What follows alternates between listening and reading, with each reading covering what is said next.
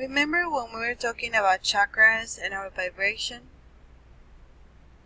Well, we're going to talk about something called our interior stars, or so it was described like this in ancient Greek and Babylonian and Egyptian times.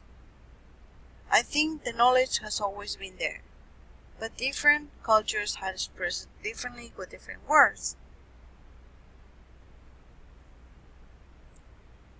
The portion of the great work which has to do with the transmutation of the alchemist himself is a process whereby the vibratory activity of our interior stars is so modified that the lower rates of vibration are transmuted and sublime or left out. The transmutation of the subtle force working through the interior stars has a triple consequence. It leads to a spiritual illumination. It presents the alchemist with radiant health due to the perfect combination of coordination of chemical and electrical energies which maintain the form and functioning of the human body. And finally, this process opens the activity of powers which are normally dormant in most human beings. Paracelsus said, "You will transmute nothing if you have not first transmuted yourself."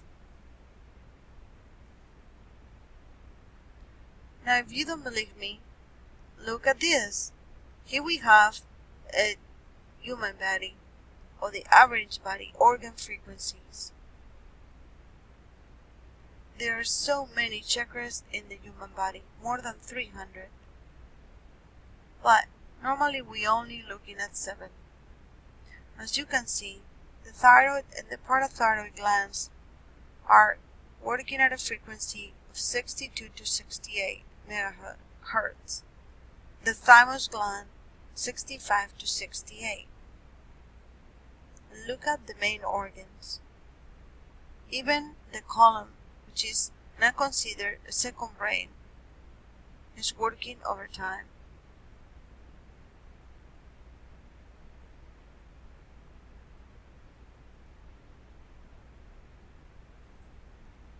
Making self is the primary subject of the Hermetic art.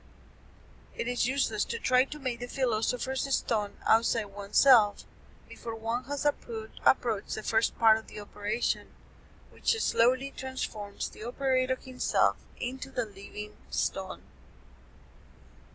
Only then will the alchemist possess the necessary skill and understanding of subtle forces to complete the work of making an active substance with the power to transmute other bodies.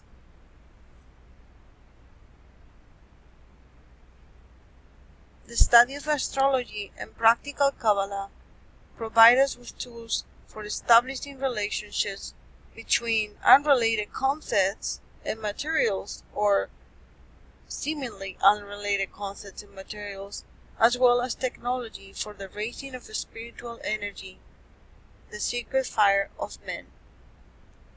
These are the essential parts of the alchemist discipline, trying to separate the physical actions of the alchemist in the laboratory from these interior connections.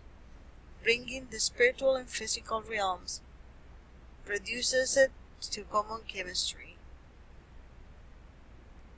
What is ORA and LABORA? The word laboratory comes from the Latin word labora, which means to work. You really can begin your own alchemical laboratory with common household items to prepare for the first 7 basics. Fire is the main tool for transformation of the alchemist. Please be careful. If you try to open this book or any other alchemy book, I have to caution you. It's always best to do more research before beginning trying to purify, crystallize, extract, or work with, even if it's just plants. But please do not handle mercury or any kind of metal that can hurt you. We will be going. Remember what we said. The mercury and sulfur that we explained, it is not the same one that we use in practical chemistry.